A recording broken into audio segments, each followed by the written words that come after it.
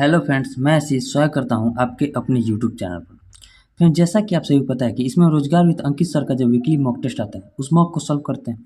इसमें देखिए, हम अभी तक अपने किसी भी वीडियो में रीजनिंग के वीडियो को सॉल्व नहीं, मतलब रीजनिंग का जो क्वेश्चन आता है उसे सॉल्व नहीं किया है। लेकिन एसएससी जीडी का जो मॉक टेस्ट हमने पिछले बार संडे को सॉल्व किया था, उसमें मैथ के सवालों को हमने सॉल्व किया था, तो उसमें बहुत लोगों का कमेंट था। कुछ लोग तो मेल पर भी कमेंट किए कि सर रीजनिंग का भी, मतलब भाई रीजनिंग का भी सॉल्व करो। ठीक है, तो अब हम देखिए, पहले हम इसके रीजनिंग को हम खुद से सॉल्व किए। उसके बाद जो है हम आपको कुछ अलग, अगर आप रीजनिंग दिए होंगे तो हो सकता है कोई भी क्वेश्चन में आप बहुत टाइम लिए होंगे, तो हम हमसे मतलब कोई भी अगर बात आपको अलग लगेगी तो उसे ज़रूर आप सीखिएगा। इसमें बहुत जो है कैसे रीजनिंग को अटेम्प्ट में लिया जाता है, उसे बहुत सी बातों को हम सीखेंगे, ताकि इसमें देखिए अब 60 मिनट का टाइम आ रहा है तो टाइम बहुत कम देता है। एग्जाम में जब बैठिएगा तो 60 मिनट कब गुजर जाएगा आपको पता भी नहीं चलेगा। ठीक है, और मैथ रीजनिंग में अगर आप बढ़िया स्कोर करते हैं तो आपका जो रिजल्ट बहुत बढ़िया होगा। ठीक है, तो इसमें देखिए हम रीजनिंग के पूरे मॉक को सॉल्व करेंगे। एक बार हम खुद से सॉल्व कर दिए, ठीक है, लेकिन हम स्क्रीन रिकॉर्डिंग देखिए, जब वहाँ हम करेंगे तो स्क्रीन रिकॉर्डिंग हम करते हैं ताकि आपको क्वेश्चन क्लियर दिख सके। तो वहाँ हम फिर आपको दिखा नहीं सकते क्योंकि वहाँ स्क्रीनशॉट और स्क्रीन रिकॉर्डिंग जो है सर ने ऑफ कर दिया है। तो इसलिए फिर से हम दोबारा उसी मतलब क्वेश्चन को किस तरह से हमने सॉल्व किया है वो सारी बातों को देखेंगे। देखिए, इसमें रीजनिंग हम क्यों नहीं सॉल्व करते, क्योंकि रीजनिंग जो है दिमाग, मतलब दिमाग से जो एग्जामिनर का दिमाग करता है उसे वो देता है। ठीक है, अब आपको एग्जामिनर के दिमाग को पकड़ना है, लेकिन वो भी कुछ जो मेथड होता है रीजनिंग का, जो कुछ बेसिक मेथड होता है, नियम होता है, उसी को फॉलो करते हुए देता है। तो वो सारी बातों को हम लोग सीखेंगे। ठीक है, रीजनिंग में टोटल 20 सवाल आएंगे, वो सारे 20 सवालों को हम लोग मतलब कुछ क्वेश्चन हमसे भी नहीं बना तो वो भी हम इसके सॉल्यूशन में देखें तो उसे समझें, फिर उसके बाद हम आपको भी बताने की कोशिश करेंगे। ठीक है, लेकिन बहुत सा जो मेथड होगा वो आप में और हम में थोड़ा बहुत भिन्न होगा, तो उसे आप जरूर सीखिएगा। तो चलिए हम रीजनिंग के इसमें मॉक को सॉल्व करेंगे। ठीक है, यहाँ देखिए, ये 24 सितंबर का पहला मॉक आया था। इसमें मैथ में इतना अच्छा रिस्पॉन्स आया, वो मेरा हाईएस्ट वीडियो, मतलब हाईएस्ट व्यू वाला वीडियो हो गया। ठीक है, अब इसमें हम रीजनिंग को सॉल्व करेंगे और उम्मीद है कि आपने जिस तरह मैथ में मतलब प्यार दिया उसी तरह रीजनिंग में दिया। रीजनिंग हम इसलिए नहीं सॉल्व करते हैं कि रीजनिंग में आपका दिमाग ही काम करता है, इसमें कुछ बताना नहीं पड़ता।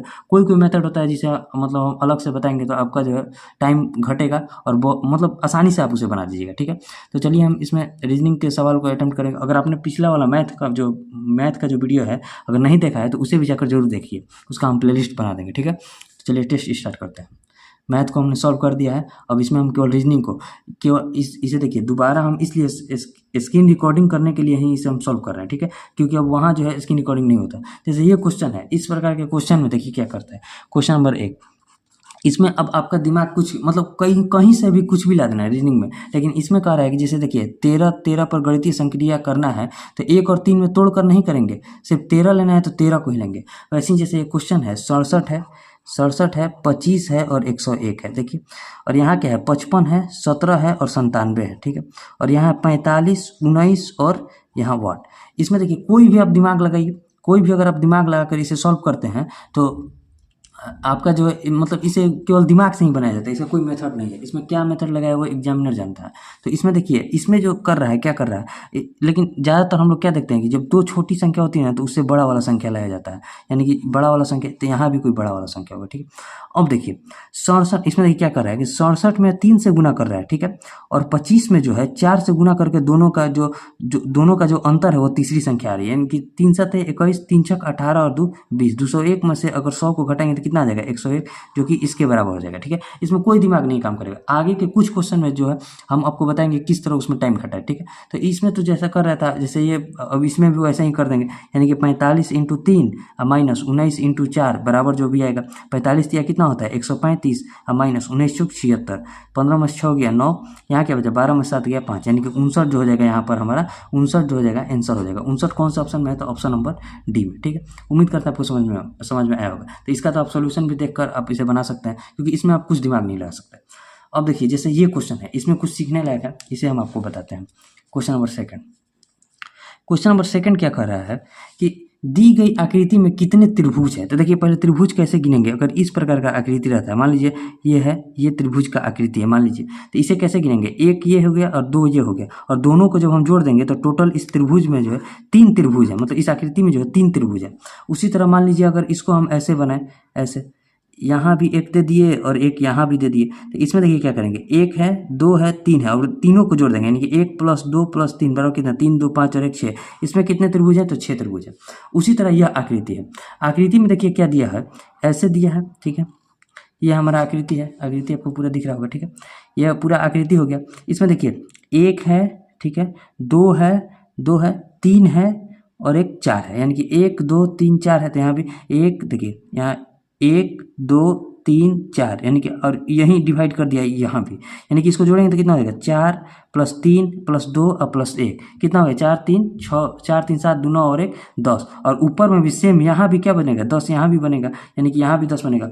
अब देखिए आकृति में जो इधर से एक बना रहा है, यानी कि इधर से जो बनाकर इधर लाया है एक, मतलब और इधर से बनाकर एक यहाँ भी, यानी कि एक ये त्रिभुज और एक ये त्रिभुज, 2 एक्स्ट्रा बन रहा है।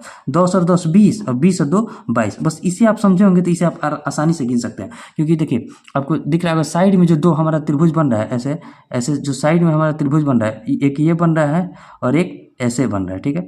ये जो त्रिभुज बन रहा है वो एक्स्ट्रा बन रहा है, तो इस 2 को भी लेंगे और बाकी 10 10 20, ठीक है। उम्मीद करते हैं आप इस नियम को आप भूलिएगा नहीं, इसी प्रकार का क्वेश्चन जो है एग्जाम में भी आपको देखने को मिलेगा। तो कितना हो गया, 20 और 2 22, कौन सा ऑप्शन है, तो ऑप्शन नंबर डी में, ठीक है। अब देखिए next question, question number 3। Question number 3 में क्या कर रहा है, क्वेश्चन नंबर 3 देखिए, मैथ हम इसलिए बनाते हैं कि मैथ में आपको बहुत कुछ कंसेप्ट जो होता है सीखना पड़ता है, और इसमें तो बस दिमाग है, जितना आप सॉल्व कीजिएगा उतना ही हम सॉल्व करेंगे। जिस क्वेश्चन में आपका दिमाग नहीं लगेगा, और हो सकता है किसी क्वेश्चन में आप ज़्यादा टाइम लेंगे तो हम हो सकता है उसमें कम टाइम लगे और कुछ नहीं कर सकते। देखिए अब क्वेश्चन नंबर 3 में क्या कह रहा है कि यदि m का अर्थ माइनस, n का अर्थ भागा, o का अर्थ गुना और p का अर्थ प्लस है तो निम्नलिखित समीकरण के स्थान पर क्या आएगा। यानी कि देखिए 14 o है ना, तो o की जगह क्या लिखना है, तो o का अर्थ गुना है, यानी कि 14 × 7, ठीक है। और p का अर्थ क्या है, तो p का अर्थ प्लस है और 41 है, ठीक है। p की जगह 41 लिख दें और p की जगह प्लस और फिर 41 है। और m का अर्थ क्या है, माइनस, ठीक है, माइनस। और 26 और o का अर्थ क्या लिए हैं, तो गुना 3, ठीक है, गुना 3। और p का अर्थ क्या है, तो देखिए p का अर्थ दिया है प्लस, यानी कि p का अर्थ क्या हो जाएगा, प्लस, प्लस में क्या हो जाएगा 176। और n का अर्थ क्या है, तो डिवाइड, 176 / 2। बस अब सॉल्व कीजिए, 14 7 कितना होता है 98, 98 और प्लस 41 और माइनस 26 दिया 78, 78 और 176 में जब 2 से भाग देंगे तो कितना, 8 दूनी का 16, 8 दूनी का 16। अब देखिए 78 में से 88 में से 78 गया था, क्या बचा 10, यानी कि 8 और 1 9 और 9 और 4 13, 139 में जब हम इस 10 को जोड़ेंगे तो कितना हो जाएगा 149, जो कि कौन से ऑप्शन में है 149, तो 149 ऑप्शन नंबर बी में, ठीक है। उम्मीद करते हैं आप समझे होंगे। अब देखिए नेक्स्ट क्वेश्चन जो है क्वेश्चन नंबर 4, इसमें भी आपको बस दिमाग लगाना है। दिमाग क्या लगाना है, देखिए पहले हम 7 6 8 9 है ना, 7 6 8 9। अब इसमें कोई भी दिमाग लगाइए, रेशियो में दिया है 120, तो इसे जोड़िए 7 6 13। पहले हम जोड़ने का ही प्रयास करेंगे, 7 6 13, 13 और 8 21, 21 और 9 कितना हो गया 30। 30 से 120 में क्या रिलेशन है, तो गुना 4 कर रहे हैं, यानी कि जितना अंक है उससे गुना कर रहे हैं तो हमारा 120 आ जा रहा है। सेम रिलेशन आगे देखते हैं कि फॉलो करता है कि नहीं। जैसे 6 है, 6 + 1 + 7 और + 8, यानी कि 8 7 15, 15 1 16, 16 6 22, 22 में अगर हम 4 से गुना करेंगे तो कितना हो जाएगा 88, 88 जो कि यहाँ फॉलो कर रहा है। तो बस सेम अब उसमें भी कर देंगे, यानी कितना हो जाएगा 3 2 5 8, 3 2 5 4 9 8 17, जोड़ने पर 17 आ जाएगा, जो कि संख्या क्या है 32 84 है। इसका जोड़ने पर क्या आ जाएगा 17, और 17 में 4 से गुना करेंगे तो कितना हो जाएगा 17 चौके 68, 68 कोई ऑप्शन में है तो ऑप्शन नंबर ए में, ठीक है। अब देखिए नेक्स्ट क्वेश्चन, क्वेश्चन नंबर 4 के बाद क्वेश्चन नंबर 5। क्वेश्चन नंबर 5 देखिए सीखते हैं। क्वेश्चन नंबर 5 में देखिए क्या कर, क्वेश्चन नंबर 5 है कि ये देखिए 3 कथनों के बाद 3 निष्कर्ष है, मतलब कथन और निष्कर्ष वाला क्वेश्चन है। क्वेश्चन क्या करेगा कि सभी जैक, मतलब स्टेटमेंट में करेगा कि सभी जैक एस है, ठीक है, यानी कि सभी जो जैक है, जैक क्या है एस है, एस है, ठीक है, यानी कि एस के अंदर क्या है जैक है। अब बोले कोई एस किंग नहीं है, मतलब कोई भी जो एस है वो किंग नहीं है, किंग नहीं है, ठीक है, किंग नहीं है। तो कुछ क्वीन जो है किंग है, यानी कि जो किंग है वो उसमें से कुछ जो है क्वीन भी है, ठीक है, क्वीन भी है। अब हमसे अब निष्कर्ष क्या पूछ रहे हैं, निष्कर्ष में देखा जाए तो कुछ क्वीन जैक है, मतलब कुछ क्वीन जो है जैक है, कोई क्वीन और जैक में रिलेशन बन रहा है, तो हमारा जो ऑप्शन ए हो जाएगा, मतलब जो निष्कर्ष 1 हो जाएगा वो गलत हो जाएगा। अब आगे का निष्कर्ष 2 क्या करे, कुछ किंग जो है जैक है, कुछ किंग जो है यानी कि किंग जो है जैक है, इसमें भी कोई रिलेशन नहीं है, तो ये भी हमारा आंसर नहीं होगा। और आगे जो लास्ट है निष्कर्ष 3, कोई जैक किंग नहीं है, मतलब कोई जो जैक है वो किंग नहीं है, एकदम सही बात है, मतलब किंग और जैक में कोई रिलेशन नहीं है, तो ये एकदम सही बात है। तो कौन सा निष्कर्ष हमें फॉलो कर रहा है? निष्कर्ष 3 जो है हमारा फॉलो कर रहा है। तो निष्कर्ष 3 कौन सा? यानी कि केवल निष्कर्ष 3 जो है अनुसरण करता है कि ऑप्शन बी। उम्मीद करते हैं आप इसे समझे होंगे, ठीक है। अब देखिए next question, question number 6। Question number 6 में क्या कर रहा है, ठीक है। क्वेश्चन नंबर 6, नेक्स्ट पेज ले लेते हैं। क्वेश्चन नंबर 6 है कि 7 मित्र PQRSTUV प्रत्येक की लंबाई अलग अलग है, ठीक है। यानी कि 7 मित्र है। क्वेश्चन नंबर कौन सा है? 6 क्वेश्चन करेगा कि 7 ठो मित्र है, P केवल U और R से लंबा है। मान लीजिए इस तरह, मतलब इधर सबसे बड़ा और इस तरह हम घटते हुए क्रम में लिख रहे हैं, लंबाई को हम घटते हुए क्रम में लिख रहे हैं। P जो कर रहा है केवल U और R से लंबा है, लेकिन ये स्पष्ट नहीं है कि U लंबा है कि R लंबा है, तो इसे हम अभी नहीं बैठेंगे, ठीक है। अब आगे पढ़ लेते हैं। R जो है U से लंबा है, अब यानी कि बैठ जाएगा, यानी कि P जो है इन दोनों से लंबा है, और इन दोनों में भी जो R है वो U से लंबा है, तो उसके बाद R आएगा, उसके बाद U आएगा, ठीक है। अब क्या कर रहा है? Q जो है S से लंबा है लेकिन T से छोटा है, और आगे का T सभी में सबसे लंबा नहीं है, यानी कि जो है Q कर रहा है वो S से लंबा है, यानी कि S से तो लंबा Q है, ठीक है, लेकिन जो है T से छोटा है, T से छोटा है, और ये सबसे लंबा T नहीं है, तो क्या होगा? जो बचा है यानी कि PQRSTUV, यानी कि V जो बचा है V सबसे लंबा हो जाएगा। अब हमसे क्वेश्चन क्या कर रहा है कि Q और R के ऊंचाइयों के बीच कितने लोग हैं? Q और R के बीच में कितने लोग हैं? 2 लोग, S और P, 2 लोग कौन सा ऑप्शन में? तो ऑप्शन नंबर सी में, ठीक है। उम्मीद करते हैं आप समझ होंगे, ठीक है। अब देखिए नेक्स्ट क्वेश्चन है क्वेश्चन नंबर 7। क्वेश्चन नंबर 7 में क्या कर रहा है? ये भी देखिए, इसमें भी आपको दिमाग लगाना है। 73 50 है, देखिए 73 इसमें भी है, 73 इसमें भी है, 73 मतलब सब में 73 है, तो 73 हमें नहीं लेना है, सीधे आप लिखिए 50। 50 के बाद क्या आ रहा है? 45। 45 के बाद क्या आ रहा है? फिर से 45 आ रहा है। 45 के बाद फिर क्या? x निकालना है हमें, x का वैल्यू, फिर उसके बाद 60 दिया, उसके बाद 75 दिया, ठीक है, 75 दिया। अब समझिए 50 से 45 क्या हुआ है? -5 हुआ है, ठीक है। 45 से 45 जाने में कितना हुआ है? 0 हुआ है। और यहाँ देखिए, यहाँ क्या हो रहा है? यहाँ हो रहा है 15, यहाँ हो रहा है 15। 60 में 75 का अंतर, 75 में 60 घटाएंगे तो कितना हो जाएगा? 15। 15 अगर देखिए सभी जगह जो है 5 का अंतर है, यानी कि -5 से +5 जाएंगे तो 5 बढ़ेगा, यानी कि +5 5 कर रहा है, यानी कि अगर 15 में से हम 5 घटाएंगे तो कितना हो जाएगा? 15 में से 5 घटाएंगे तो हो जाएगा हमारा 10 हो जाएगा। और इस 60 में से अगर हम 10 को घटाएंगे तो कितना हो जाएगा? 50, यानी कि यहाँ जो आंसर आएगा हमारा 50 आएगा। लेकिन 50 क्या, सब में आगे 73 था, तो 73 50 जो हो जाएगा हमारा आंसर आएगा। एक बार फिर से समझते हैं। देखिए इन दोनों में अंतर कितना है? 5 का, और इन दोनों में देखिए यहाँ से जब हम -5 का अंतर है ना, -5 में जब हम +5 किया यानी कि 0 हो गया, तो दोनों के बीच का अंतर कितना हो गया? 0। अब इसमें हम +5 करेंगे तो कितना हो जाएगा? +5, यानी कि सभी जगह जो है 5 5 बढ़ते जा रहा है। अब इसमें जब +5 करेंगे तो कितना हो जाएगा? 50।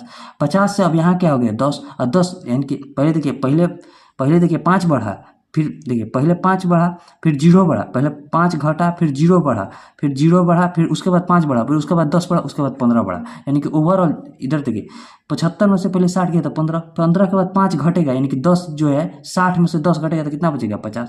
50 घटेगा तो 73 सबके आगे जाते, 73 50 जो हो जाएगा हमारा आंसर हो जाएगा। 73 50 कौन सा ऑप्शन है? तो ऑप्शन नंबर सी में। इसमें आपको केवल दिमाग लगाना है और कुछ नहीं करना है, ठीक है। अब देखिए next question, question number 8 dice से है, और डाइस को हम लोग समझते हैं। क्वेश्चन नंबर 8 में क्या कर रहा है कि देखिए ये आकृति दिया है 7 6 4 5 3 8, यानी कि देखिए अब इसको बोल रहा है खोलने पर कौन कौन सा जो है हमारा आकृति, मतलब कोई आकृति बनेगा। जब इसे खोलेंगे तो कोई एक आकृति बनेगा, उसमें से हमें ऑप्शन को चुनना है। तो पहले इसमें देखते हैं ना कौन सा नहीं होगा। जब हम नहीं को चुन लेंगे तो हमारा जो आंसर अपने आप आ जाएगा, यानी कि जहाँ जहाँ 5 दिखेगा, देखिए जहाँ जहाँ 5 दिखेगा वहाँ 5 के साथ 8 भी है, 5 के साथ 8 भी है, और 7 देखिए पहले देखिए ऑप्शन ए में देखिए पहले जो जो नहीं होगा हम उसे देखते हैं।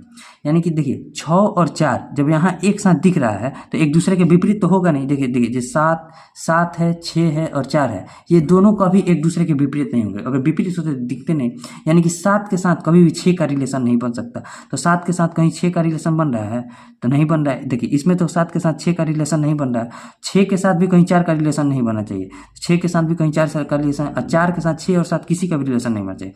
आगे देखिए ऑप्शन बी में पहले चेक कर लेते हैं। ऑप्शन बी में जब चेक कीजिएगा तो 5 के साथ यहाँ 8 का रिलेशन बन रहा है, जबकि इसमें दिया है जो दूसरा डाइस है हमारा 5 3 और 8 दिया है। यानी कि इसमें देखिए क्या होता है, जो ये वाला आकृति दिया है ना, इसमें एक छोड़कर होता है। जैसे यहाँ देखिए ऑप्शन ए में समझते हैं। ऑप्शन ए में जब आप समझिएगा तो यहाँ 3 का विपरीत जो हो जाएगा, 3 का विपरीत 4 हो जाएगा। देखिए हम आपको समझाने की कोशिश करें, 3 का जो विपरीत हो जाएगा 4 हो जाएगा, और यहाँ 7 का जो विपरीत हो जाएगा, 7 का विपरीत 5 हो जाएगा, और 6 का जो विपरीत होगा हमारा 8 होगा। यानी कि कभी ये दोनों जो है एक दूसरे के ऑप्शन ए के अकॉर्डिंग ये दोनों एक दूसरे के विपरीत होंगे। और ऑप्शन बी में देखिए, ऑप्शन बी में जो दिया है कि 5 जो है 5 और 8 को विपरीत कर दिया है, एक दूसरे के विपरीत कर दिया है 5 और 8 को, जबकि डाइस जो दूसरा डाइस दिया था उसमें 5 और 3 और 8 एक सीध में था, तो एक सीध में था तो कभी भी एक दूसरे के विपरीत हो नहीं सकता, तो ऑप्शन बी तो हमारा कभी आंसर नहीं होगा, ऑप्शन बी छट गया हमारा। अब ऑप्शन सी को देखते हैं। ऑप्शन सी में जब देखिएगा कि 3 और 5 को एक साथ कर दिया, यानी कि ऊपर में 3 है और उसके एक छोड़कर 5, यानी जो इधर समझाया है उधर अगर सी में भी लिखिएगा तो 3 और 5 को भी एक सीध में कर दिया, जबकि 5, 3 और 8 एक सीध में था, तो यहाँ 3 और 5 एक सीध में जब था तो एक दूसरे के विपरीत कैसे होगा, तो ऑप्शन सी भी हमारा जो हो जाएगा आंसर नहीं होगा। ठीक है, अब ऑप्शन डी को समझते हैं। ऑप्शन डी में क्या दिया है, फिर इससे इसमें 5 और 8 दे दिया है, 5 और 8 को एक सीध में दे दिया है, तो जब 5 और 8 एक दूसरे मतलब एक साथ था तो एक दूसरे के विपरीत कैसे होगा। जब एक साथ कोई आप लूडो खेले होंगे तो लूडो में जब 4 देखिए, जब कोई एक जो नीचे रहता है वो 5 दिखते हैं, हमें 5 दिखते हैं और एक जो है नीचे रहता है, जो जब छुपा हुआ है, मान लीजिए 5 के विपरीत हमारा क्या होता है, 5 के विपरीत 2 होता है ना, 2 होता है शायद, हाँ 2 होता है। जब 5 के विपरीत 2 होता है तो जब 5 दिखेगा तो 2 नहीं दिखेगा, 2 दिखेगा तो 5 नहीं दिखेगा। उसी तरह जब इस डाइस में दिया है कि 5, 3 और 8 एक सीध में दिख रहे हैं तो 5 के उल्टा 8 कैसे हो जाएगा ऑप्शन डी के अकॉर्डिंग, तो हमारा ऑप्शन डी भी जो हो जाएगा आंसर नहीं होगा। तो ऑप्शन कौन सा हो जाएगा answer, option A. Option A में जो है पूरा सेटिस्फाई कर रहा है, तो ऑप्शन ए जो हो जाएगा हमारा आंसर। उम्मीद करते हैं आप बात को समझे होंगे, केवल आप बात को इसमें सुनिएगा तो आराम से समझ जाइएगा। ठीक है, अब देखिए नेक्स्ट क्वेश्चन, क्वेश्चन नंबर 9। देखिए क्वेश्चन नंबर जो कागज का टुकड़ा वाला होता है क्वेश्चन, ये वाटर इमेज और मिरर इमेज इस पर कार्य करता है। ठीक है, क्वेश्चन नंबर 9 को समझते हैं। ये वाटर इमेज और मिरर इमेज पर कार्य करता है। देखिए जैसे हमें लास्ट वाला पंक्ति मिला, लास्ट वाले पंक्ति में क्या दिया है, इस प्रकार का कोई दिया है, देखिए इस प्रकार का कोई दिया है, पहले आकृति बना लेते हैं। ठीक है, मान लीजिए ये दिया है। ठीक है, इसमें कह रहा है ना कि इसका जो दिया है देखिए ये 4 भाग में डिवाइड है। ठीक है, और यहाँ जो चित्र दिया है, यहाँ चित्र एक प्रकार का त्रिभुज दिया है। देखिए समझिए, एक प्रकार जो त्रिभुज दिया है, त्रिभुज के बाद यहाँ गोला दिया है और एक यहाँ ऐसे मतलब एक यहाँ त्रिभुज दे दिया है। ठीक है, देखिए एक यहाँ जो है त्रिभुज दे दिया है, मान लीजिए समझिए त्रिभुज है। ठीक है, अब इसका जब हम इस तरफ खोलेंगे, पहले खोलने के लिए इधर बोल रहा है, जब मोड़ा है इधर तो खोलेंगे, इधर खोलेंगे, तो जब इधर खोलेंगे तो ये जो हो जाएगा ये क्या हम बनेगा, देखिए जो इस प्रकार का जो त्रिभुज है, इस प्रकार का त्रिभुज का इमेज कैसा बनेगा, ऐसा बनेगा, सेम ऐसा ही बनेगा। और ये जो यहाँ गोला है, ये गोला भी यहाँ आ जाएगा। ठीक है, गोला भी यहाँ आ जाएगा। और जो ये ऊपर में था त्रिभुज, यानी कि जो ये ऊपर में इसके सीध में त्रिभुज था, वो इसके नीचे में जो वाटर इमेज मतलब वाटर में जब इस तरफ खोल रहे हैं तो इसका इमेज कैसा बनेगा, इस प्रकार का बनेगा त्रिभुज का। ठीक है, अब सेम इसको जो है इस पार्ट को हम पूरा इस तरफ खोल रहे हैं, मतलब इस पार्ट को हम जो है इस तरफ अब खोल रहे हैं, इस तरफ खोल रहे हैं, क्योंकि मोड़ा गया था इस तरफ, तो इस तरफ खोल रहे हैं। जब खोलेंगे तो ये 2 त्रिभुज, यानी कि यहाँ मिरर इमेज का काम करेगा। तो पहले ये 2 गोला जो है 2 गोला हो जाएगा, फिर इस त्रिभुज का हम मिरर इमेज बनाएंगे तो कैसा बनेगा, तो देखिए इस त्रिभुज का जब मिरर इमेज बनाएंगे तो ऐसा बनेगा, और इस त्रिभुज का मिरर इमेज कैसा बनेगा, तो इस त्रिभुज का मिरर इमेज ऐसा बनेगा। ठीक है, अब इस जो त्रिभुज का हम मिरर इमेज बनाएंगे तो कैसा बनेगा, जस्ट का तस मतलब ऊपर नीचे है तो ऊपर नीचे बनेगा, और ये इस प्रकार का जो आकृति होगा वही हमारा जो आंसर हो जाएगा। तो इस प्रकार का आकृति कौन से ऑप्शन में देखने को मिल रहा है, तो इस प्रकार का अगर आकृति देखिएगा तो ऑप्शन बी में देखने को मिल रहा है। तो ऑप्शन बी में कौन सा ऑप्शन हो जाएगा, तो ऑप्शन नंबर बी जो हो जाएगा हमारा आंसर हो जाएगा। ठीक है, उम्मीद करते हैं बात को समझे होंगे। इसमें देखिए ये वाटर इमेज और मिरर इमेज पर कार्य करता है। अगर आप वाटर इमेज और मिरर इमेज को समझते हैं तो आप आसानी से इस क्वेश्चन को बना दीजिएगा। ठीक है, अब क्वेश्चन नंबर 10 देखिए, क्वेश्चन नंबर 10 में देखिए क्या करना। इस प्रकार का जो क्वेश्चन होता है डिक्शनरी ऑर्डर का क्वेश्चन जो होता है, इसे हम लोग ऑप्शन के अकॉर्डिंग देखते हैं। जैसे पहले ऑप्शन में क्या दिया है, तो ऑप्शन 1 में दिया है 2, ऑप्शन बी देखिए ऑप्शन ए में 2 दिया है पहला ऑप्शन, फिर उसके बाद 1 दिया है, फिर 2 दिया है, फिर 2 दिया है, यानी कि ऑप्शन ए में पहला अक्षर 1 है। या तो हमारा पहला जो हो जाएगा या तो 2 नंबर होगा या फिर 1 नंबर होगा, क्योंकि पहले हम देखिए जैसे ये दिया है ना, पहला ऑप्शन में क्या है 2 5 4 3 1, फिर 1 4 2 3 5, उसमें से पहला अक्षर जो भी है उसे हम निकाल लिए। ठीक है, यानी कि पहले में जब 2 था 1 था, यानी कि 2 1 2 और 2 था ना, तो 1 और 2 में से कोई पहले आएगा। तो 1 और 2 में पहले देख लेते हैं कौन सा पहले आएगा। तो देखिए JUN दोनों में कॉमन है, तो JUN दोनों में जब कॉमन है तो उसके बाद C लिखा है, यानी कि JUNC है, और उसके बाद इसमें 1 नंबर में क्या है तो JUNK है। तो पहले K आता है कि पहले C आता है, तो कहिए कि पहले C आता है। तो पहले C आता है, तो हमारा जो पहला ऑप्शन हो जाएगा, ऑप्शन 2 जो जो हो जाएगा हमारा पहले हो जाएगा, ऑप्शन 2 जो हो जाएगा हमारा क्या हो जाएगा, मतलब ऑप्शन 2 जो हो जाएगा हमारा वो पहले आ जाएगा। उसके बाद देखिए 2 के बाद देखिए 5 और 5 तीनों ऑप्शन, यानी कि ऑप्शन बी से अब हमें कोई लेना देना नहीं है, यानी कि 2 के बाद क्या है 5, और 2 के बाद इसमें भी 5 है, ऑप्शन सी में भी 5 है और ऑप्शन डी में भी 5 है, तो हम 5 को देखेंगे नहीं, तो 2 के बाद यानी कि 5 तो कंफर्म हो गया। 2 के बाद जो है होगा हमारा जो शब्दकोश होगा, 2 के बाद 5 आएगा, वो तो कंफर्म हो गया, ठीक है। अब उसके बाद जो है, अब देखिए तीसरा नंबर पर जो है या तो 4 आना चाहिए या फिर 1 आना चाहिए या फिर 3 आना चाहिए, यानी कि तीसरे नंबर जो को जब हम कंफर्म कर लेंगे तो हमारा आंसर जो है आ जाएगा आसानी से, या तो 4 आना चाहिए तीसरे नंबर पर, या फिर 1 आना चाहिए तीसरे नंबर पर, या फिर 3 आना चाहिए तीसरे नंबर पर। तो देखिए 4, 1 और 3 में हम कंपेरिजन करते हैं, तो जब 4, 1 और 3 में हम जब कंपेरिजन करेंगे तो पहले देखिए 3 में क्या थी, इस सब में कॉमन क्या है, जो JUNKET, यहाँ तक पूरा कॉमन है, JUNKET, JUNKET, ये JUNKET। उसके बाद एक और ई भी कॉमन है, लेकिन इस जो 3 नंबर में दिया है देखिए यहाँ क्या क्या कॉमन है, JUNKETE, यहाँ तक कॉमन है, लेकिन 3 नंबर में देखिएगा तो 3 नंबर में इसके बाद आर आ गया है, और जबकि 1 और 4 में हम लोग देखेंगे तो दोनों में ई और ई ही है, यानी कि ये जो 3 नंबर हो जाएगा हमारा आंसर नहीं होगा, 3 नंबर तो आंसर होगा नहीं। अब देखते हैं 4 और 1 में कौन पहले आएगा, तो 4 और 1 में अगर देखिएगा तो TEER तक तो कॉमन है, लेकिन उसके बाद 1 नंबर में ई दिया है, यानी कि लास्ट से जब दूसरा अंक देखेंगे तो उसके बाद तो ई दिया है, लेकिन इसमें जो दिया है 4 नंबर में वो क्या दिया है, लास्ट से दूसरा देखिए यहाँ JUNKETTER, यहाँ तक तो वहाँ भी कॉमन है, लेकिन इसके बाद आई है, यहाँ आई है और वहाँ ई है, तो ई पहले आता है, तो हमारा जो आंसर हो जाएगा 1 हो जाएगा, यानी कि 2 के बाद 5, 5 के बाद 1 जो हो जाएगा, ये वाला जो ऑप्शन होगा हमारा आंसर हो जाएगा। तो 2, 5 और 1 जहाँ सेटिस्फाई कर रहा है उसे हम आंसर मानेंगे, तो 2, 5 और 1 कहाँ है, तो ऑप्शन नंबर सी में। उम्मीद करते हैं आप मेरी बात को समझे होंगे, ठीक है। इसमें बहुत समझाना पड़ता है रीजनिंग में, ठीक है। आप अगर बातों को गौर कीजिएगा तो आसानी समझिएगा, इसमें कुछ है नहीं, आप सीखे भी होंगे और आपसे बन भी गया होगा, ठीक है। फिर भी हम प्रयास कर रहे हैं समझाने का। अब इसमें देखिए, इसमें आकृति जो अंतर्निहित आकृति है उसे देखना है, तो बस जो नहीं है इसमें उसका आंसर बताना है, तो बस इसमें आपको देख कर खोजना है, इसमें हम कुछ सिखा नहीं सकते, और वैसा मतलब मेरा है भी नहीं कि उसे हम पूरा दिखा सके कि कहाँ कहाँ वो है। तो आप इसे जब खोजिएगा तो इसमें जो होगा ऑप्शन बी में जो हो जाएगा आंसर, वो इसमें अंतर्निहित नहीं है, तो ऑप्शन बी जो हो जाएगा हमारा आंसर हो जाएगा। उम्मीद करते हैं आप समझे होंगे। इसमें देखिए, इसमें कुछ समझाने लायक है ही नहीं, इसका आकृति अगर पूरा खोजिएगा तो इसका आकृति शायद यहाँ के आसपास मिलेगा, ठीक है, और इसका भी आकृति खोजिएगा तो यहाँ के आसपास मिलेगा, मतलब इसी में जो है टोटल ए डी और ए जो है, मतलब देखिए ए सी और डी जो है इसमें अंतर्निहित है, लेकिन बी जो है इसमें अंतर्निहित नहीं है, ठीक है। तो ऑप्शन बी जो हो जाएगा हमारा आंसर हो जाएगा। जो समझाने लायक है बस उसे हम समझाते हैं, जैसे इसको समझिए, इसमें आप बहुत टाइम लिए होंगे। अब इसका हम देखिए एक शॉर्ट मेथड हम भी एक टीचर से सीखे थे, उसे हम आपको बताने का प्रयास कर रहे हैं, ठीक है। यहाँ देखिए, इससे पहले हम नेक्स्ट पेज पर लेते हैं, इसे हम आपको बताने का प्रयास करते हैं। क्वेश्चन नंबर 12, क्वेश्चन नंबर 12 में देखिए क्या कर रहा है। इस प्रकार का जब क्वेश्चन होता है ना कि ए हच, मतलब ए हैशटैग बी का अर्थ होता है ए बी का पिता है, यानी कि जो हैशटैग है वो किसे दर्शाता है, तो +1 जनरेशन को। जो पिता होते हैं वो हमसे एक स्टेप ऊपर होते हैं, तो पिता जब होते हैं एक स्टेप ऊपर होते हैं, और वहीं जो दादा होते हैं वो हमसे 2 स्टेप ऊपर होते हैं। तो यहाँ पिता की बात कर रहे हैं कि हैशटैग जो दर्शा रहा है +1 जनरेशन को दर्शा रहा है, मतलब हमसे एक पीढ़ी ऊपर दर्शा रहा है, ठीक है। अब जो माता, परसेंट का अर्थ जो है, परसेंट क्या दर्शा रहा है, तो ए बी की माँ है, यानी कि परसेंट भी जो है +1 जनरेशन, यानी कि माँ भी जो होती है वो हमसे एक पीढ़ी ऊपर होती है, यानी कि ये भी +1 जनरेशन दर्शा रहा है, ठीक है।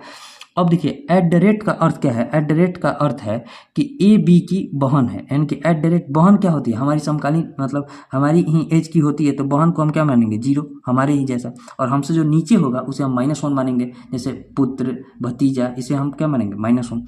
यानी कि जैसे अगला क्वेश्चन जो एंड दिया है, एंड का अर्थ क्या है, ए बी का पुत्र है, यानी कि ये -1 जनरेशन है, ठीक है।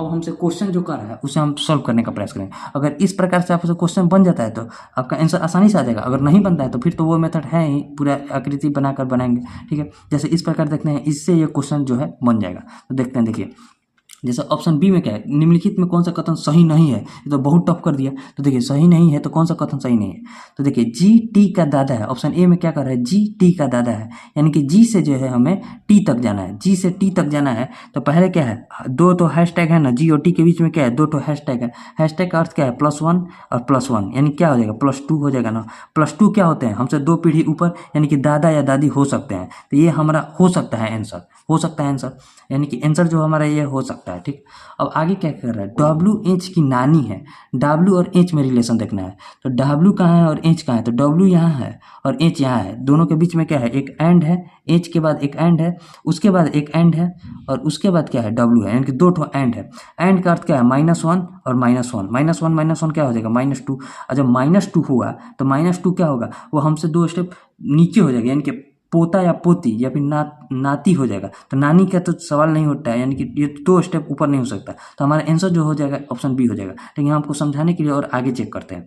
आर टी का पति है, क्वेश्चन में क्या कर रहा है, आर और टी में रिलेशन कर रहा है, यानी कि आर और टी में, आर और टी के बीच में क्या क्या है, तो 1% है, आर और टी के बीच में 1% है, उसके बाद एक @ है और उसके बाद क्या है, उसके बाद एक एंड है। ठीक है, एंड है। परसेंट का अर्थ क्या लिखे हैं, +1 लिखे हैं, परसेंट बराबर क्या है, +1। @ का मतलब क्या लिखे हैं, @ बराबर 0 लिखे हैं और एंड का मतलब क्या लिखे हैं, -1 लिखे हैं। ठीक है, -1, इनके प्लस माइनस कट गया तो क्या बचा, 0। और पति जो होता है, पति क्या होता है, पति एक ही एज का होता है कि नहीं, मतलब पति और पत्नी एक ही एज के होते हैं, यानी कि ये +1 +0 जनरेशन में जाएंगे। क्योंकि देखिए पति जो होता है वो पति पत्नी का एक ही जनरेशन होता है। ठीक है, कोई जनरेशन ऊपर नीचे का तो होता नहीं है। तो पति पत्नी का जब जनरेशन एक ही होता है और एक ही जब जनरेशन होगा तो उसका आंसर 0 आना चाहिए। तो ये हमारा सेटिस्फाई कर रहा है, तो हमारा ये भी आंसर हो सकता है। ठीक है, और जब पूरा सॉल्व कर नहीं हो सकता है इसके लिए हम निकालने का प्रयास करें। ठीक है, और जैसे एम एस का नाना है, इसे भी चेक कर लेते हैं। एम और एस में चेक करना है, एम और एस में, एम और एस के बीच में क्या है, तो एम और एस के बीच में कहिएगा कि तो एक हैशटैग है, ठीक है, और एक परसेंट है, एक हैशटैग है और एक परसेंट है। हैशटैग को क्या माने थे, +1, ठीक है, परसेंट को क्या माने हैं, +1, यानी कि +1 कितना हो गया, +2। नाना क्या होता है, हमसे 2 जनरेशन ऊपर होते हैं ना, मम्मी के पिताजी होते हैं, यानी कि 2 जनरेशन ऊपर होते हैं। तो ये भी हमारा सेटिस्फाई कर जाता है। लेकिन यहाँ जो है -2 आ जाने की वजह से ये पोता पोती या नाती हो जाएगा, इसलिए ये हमारा जो है कभी आंसर नहीं हो सकता। अब जब आप पूरा बैठा कर भी चेक कीजिएगा तो आपका आंसर यहीं आ जाएगा। ठीक है, अगर ये देखिए ये छोटा मोटा ट्रिक है, ये हर जगह मतलब हमें नहीं लगता कि फॉलो करेगा, लेकिन किसी टीचर से सीखे थे लगभग इस समय फॉलो कर जाता है। तो आप इसे जरूर सीखने का प्रयास कीजिएगा। ठीक है, अब देखिए next question, question number 13। Question number 13 हम देखिए क्या कर रहे हैं। क्वेश्चन नंबर 13, क्वेश्चन नंबर 13 है कि यूपी, ठीक है, RIGST को क्या लिख रहा है, अपराइट को लिख रहा है PU, ठीक है, PUVE KTH, ठीक है, PUVEKTH, यानी कि 2 2 4 2 6 1 7, और वो कितना है, 2 2 4 2 6 ही है ना, PRI, अच्छा एक यहाँ T है। ठीक है, अब देखिए इसमें क्या कर रहा है ना कि P को इधर U को इधर ला रहा है। तो उसी तरह जब डिस्ट्रॉय है DESTROY, डिस्ट्रॉय को क्या करेंगे, एक E इधर और एक D इधर, और अंत में क्या कर रहा है, T को पहले और H को बाद में ला रहा है, यानी कि Y को पहले और O को बाद में ला रहा है, यानी कि EDYO। सो ऑप्शन कोई छट रहा है तो EDYO ऑप्शन ए में है, ED शुरुआत में है, YO लास्ट में है, तो हो सकता है ऑप्शन बी में ED है और YO है, ये भी हो सकता है। लेकिन ऑप्शन सी और ऑप्शन डी हमारा जो है नहीं होगा, तो CD पर हम चेक ही नहीं करेंगे, CD हमारा आंसर ही नहीं होगा। ठीक है, अब देखिए तो क्या होगा, अगर तीसरा अंक देखें, यानी कि ऑप्शन ए में क्या है EDW और ऑप्शन बी में क्या है EDP, यानी कि जब तीसरे वाले को हम निकालेंगे तो हमारा आंसर भी आ जाएगा, आगे चेक करने की जरूरत नहीं पड़ेगी। तो यहाँ देखिए R का वैल्यू क्या होता है 18 और V का वैल्यू क्या होता है, B का मतलब स्थानीय मान क्या होता है 22, यानी कि V 22वें स्थान पर और R 18वें स्थान पर है। 18 से 22 जाने में कितना +4 जाना पड़ेगा। उसी तरह S का स्थानीय मान क्या है 19, 19 में +4 जोड़ेंगे तो कितना हो जाएगा 23, 23 किसके बराबर होता है, 23 जो होता है W के, मतलब 23 किसका स्थान होता है तो W का, तो ED के बाद W आएगा, तो ED के बाद W कौन सा ऑप्शन है, तो ऑप्शन नंबर M। हमें पूरा बनाने की जरूरत नहीं होती है रीजनिंग में, जितना आप कम बनाइएगा उतना आपका जल्दी आंसर आएगा और उतना आप टाइम बचा ही पाइएगा। ठीक है, टाइम बचा पाइएगा। अब देखिए जैसे नेक्स्ट क्वेश्चन है क्वेश्चन नंबर 14। क्वेश्चन नंबर 14 हम क्या करें, क्वेश्चन नंबर 14, क्वेश्चन नंबर 14 है कि LGG, यानी कि पहले क्या है LGG, L का अर्थ क्या है 12, उसके आगे जो PJL है उसका दूसरे अंक, मतलब PJL में फर्स्ट अंक क्या है 16, ठीक है 16, और K देखिए पहले हम पहले वाले अंक को देख रहे हैं, यानी कि L को देख रहे हैं, P को देख रहे हैं, K को देख रहे हैं, तो K कितने पर है 11 पर। उसके बाद O है, O को क्या करेंगे 15, O के बाद क्या है L क्या है 12, उसके आगे वाले को चेक करना है। देखिए 12 से 4 घटा, 12 से 4 जुटेगा, फिर 5 घटा है, 4 जुटा है 5 घटा है, फिर 4 जुटा है 3 घटा है, तो फिर 4 जुटेगा, तो 4 जुटेगा तो 12 में 4 जुटेगा तो फर्स्ट वाला ऑप्शन क्या हो जाएगा P, यानी कि P जो हो जाएगा हमारा, P वाला कौन कौन सा ऑप्शन में है, तो ऑप्शन नंबर A में है और ऑप्शन नंबर D में है। तो यानी कि बी और सी का चेक करने की जरूरत नहीं है। यानी कि अगर हमें दूसरा पता चल जाए कि यू होगा कि भी होगा तो हमारा आंसर आ जाएगा। तो यहाँ देखिए जी है, यहाँ क्या है जे है, यहाँ क्या है एम है, और यहाँ क्या है पी है। यानी कि यहाँ देखिए 7 से 10 हुआ है 3 बड़ा है, 10 से 13 हुआ है 3 बड़ा है, और 13 से जो है पी आया है यानी कि 16 हुआ है। यानी कि 3 की वृद्धि हो रही है।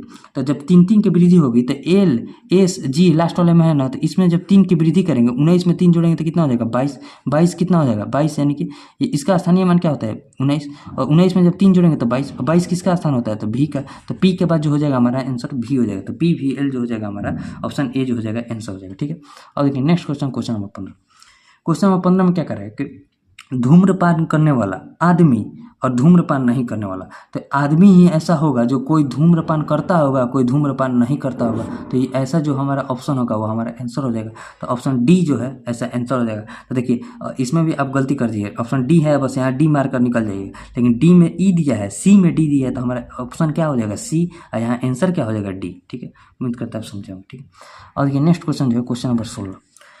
क्वेश्चन नंबर 16 में क्या कर रहा है कि जब पुस्तकालय, एक मिनट, जब पुस्तकालय में पुस्तकें, मतलब पुस्तकालय में अगर पुस्तकें होती हैं तो संग्रहालय में क्या होगा, तो संग्रहालय में क्या होगा तो म्यूजियम होगा।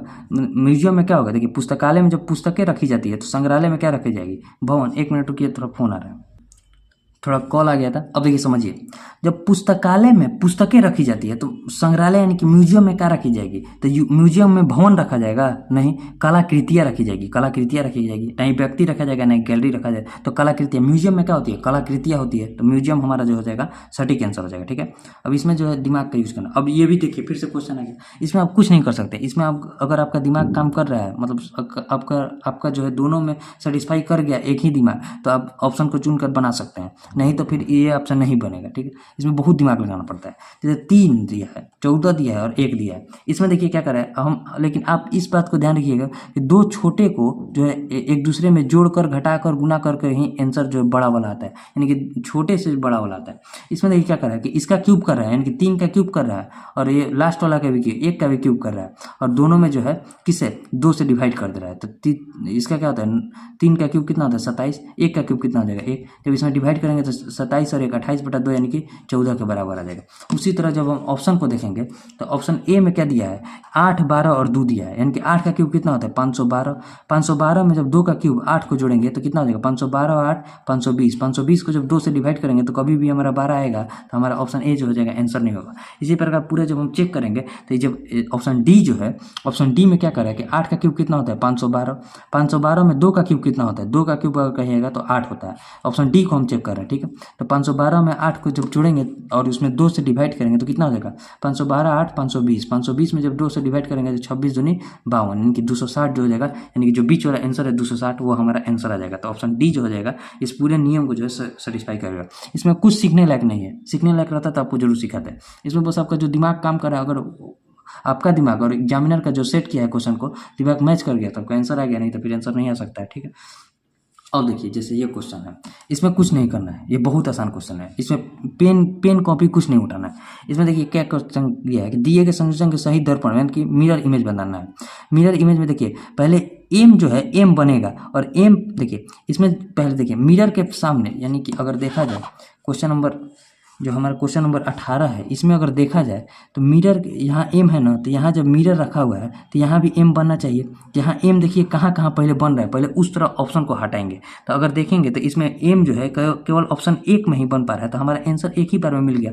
अगर नहीं मिलता तो उसके बाद कोई और एक अंक लेकर चेक करते, आगे वाले अंक को लेकर चेक करते कौन कौन सा बनेगा। तो यहाँ तो ये बहुत आसान ऑप्शन आ गया था, इसीलिए इसमें बोले कि पेन भी आपको उठाने की जरूरत नहीं है। ठीक है। अब देखिए इसमें समझने लायक है, ये क्वेश्चन थोड़ा बढ़िया है और इसमें समझने लायक है। देखिए क्वेश्चन को समझते हैं। अब लास्ट के 2 क्वेश्चन है, क्वेश्चन नंबर 19 और क्वेश्चन नंबर 20। ठीक है। क्वेश्चन नंबर 19 में क्या करें, इस प्रकार के देखिए जो चित्र दिया हुआ है, चित्र में क्या है 4B भी है, I है, 2TO है, ठीक है। अब हम आगे से क्या करेंगे, यानी कि नेक्स्ट संडे से जो जो बढ़िया बढ़िया क्वेश्चन होगा रीजनिंग का उसे ही केवल बना देंगे, क्योंकि वो पूरा चित्र उधर हम जो क्या करेंगे चित्र बनाते हुए लेकर आएंगे तो आपको समझाने में आसान पड़ेगा, ठीक है। अब देखिए जैसे 4B भी है, I है और 2T0 है। इसमें देखिए क्या कर रहा है, अगर अगले वाले में देखा जाए तो अगले वाले पार्ट में क्या कर रहा है, इस भी को पहले ला दिया है, फिर T लिखा है, फिर 0 लिखा है, फिर 6 लिखा है, फिर 4B और 2 लिखा है, ठीक है। इस पार्ट में लिखा है, ठीक है।